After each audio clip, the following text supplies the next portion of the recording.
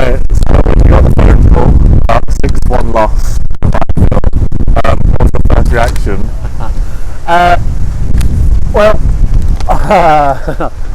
I was more with it. It's pretty, I just come out of the fever, had just pretty much broken. Yeah. So it's the first time, probably since the Friday night, that I was with it, and obviously a little bit of astonishment because I didn't expect. I knew it was going to be a tough game. Binfield always is. Last year we had Binfield down here when we did something quite similar. We played a mixed 11 consisting of first team players, trialists, and things like that. And they won then, and they were physically strong. And also as well there was a little bit of I sort of purposely set up the teams in a way in which I thought they were going to be challenged, and it turns out that way. However, the nature of a defeat like that,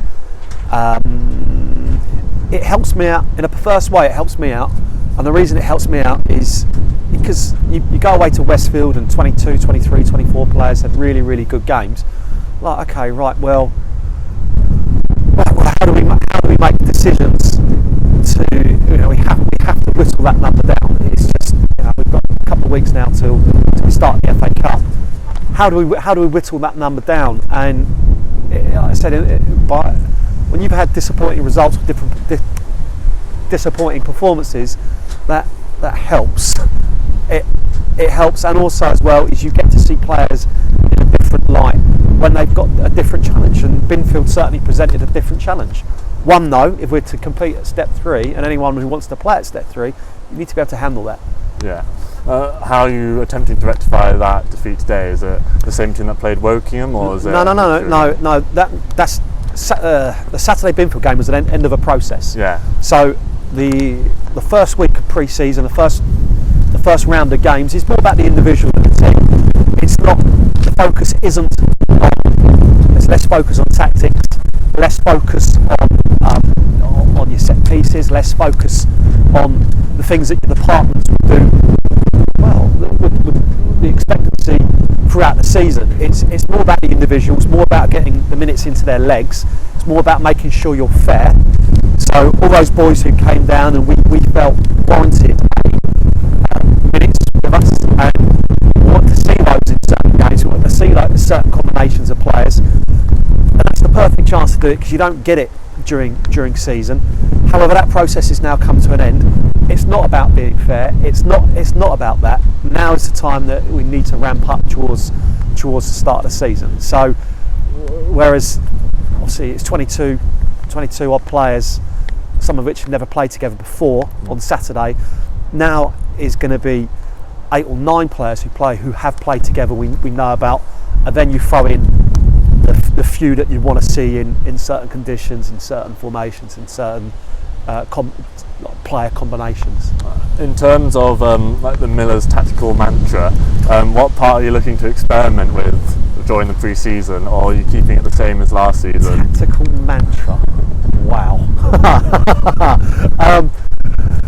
we historically, and everyone knows that I've been historically, for probably 6 years, I was pretty much the same. We change things and we could become fluid within a set formation, really. But players often change that, and how we played within that structure was kind of the players kind of determined. If we had 2 strong wingers, we'd play 2 strong wingers. If we had players who 2 outright forwards, we'd play as 2 outright forwards. But ultimately, players over the years, the players changed it, and we adapted it within that set structure. But it changed when, I don't know, January maybe, I can't remember exactly when it was. January came in, and it was really, really obvious. We had a group of players that were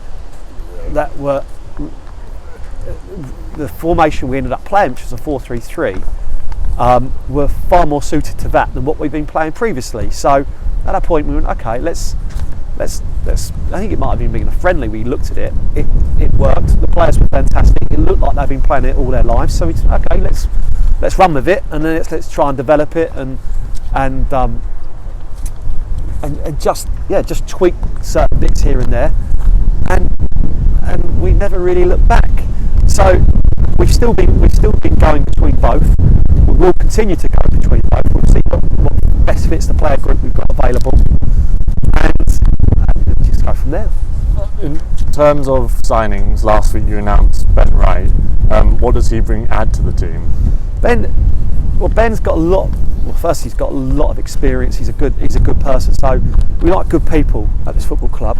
The change room is a good one. I think it's a special one, and we kind of go with. Well, I'm not actually going to say the word because there's an All Blacks expression about the change room and what's allowed in there and what isn't. And essentially, it's no idiots.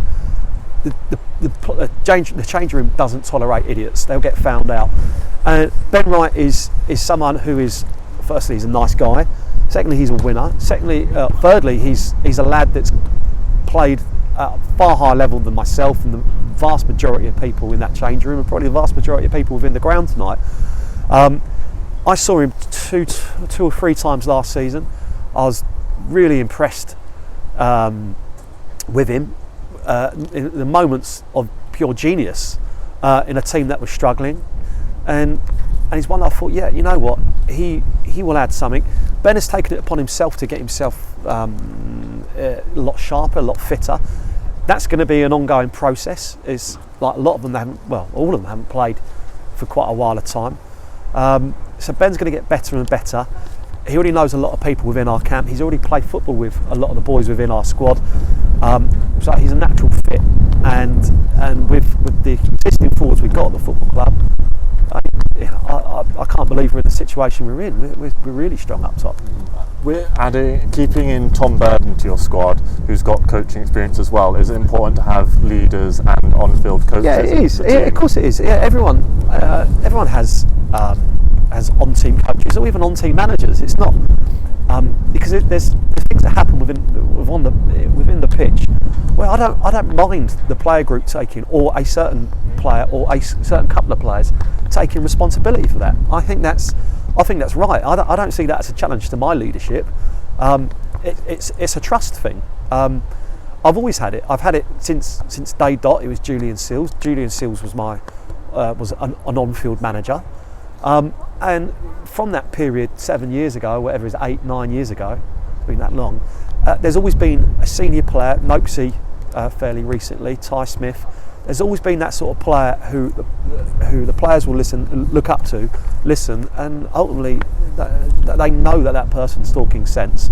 They know that person is more than likely to be giving the right information, and if that player can adapt something from within a game that perhaps we've not seen, then there's absolutely no problem with that. It's widely encouraged. Thank you, Millers. Right, thank you.